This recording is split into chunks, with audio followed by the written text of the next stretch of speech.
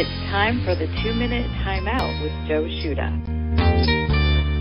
Charlie Batch had a 15-year NFL career, 11 with the Steelers. His Best of the Batch Foundation stresses the importance of education for children in the Pittsburgh area. Batch recalls an academic wake-up his freshman year at Eastern Michigan University. The transition from high school to college many times is difficult for a lot of kids. What about for you going from high school to college? What was that like? Yeah, football-wise, it wasn't that difficult because I was used to being on a coach's schedule. But the biggest thing for me was dealing with the academics.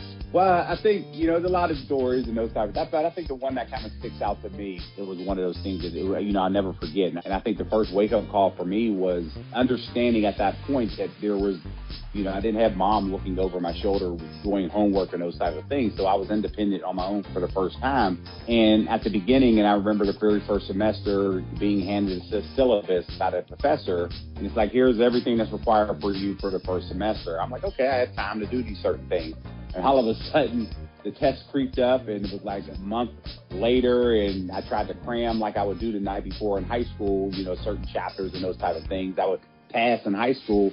It didn't necessarily work that way at Eastern. And at that point, I remember going and, they had to post the grades up, and I went across, and I'm like, oh, what do I have? And I see the A. I'm like, oh, I got A. Wait a minute, this isn't the right line. And I ended up going down one more, and it was an A, and then it was a big fat F. And that was me. And I just remember at that point, I said, you better change your study habits at this point.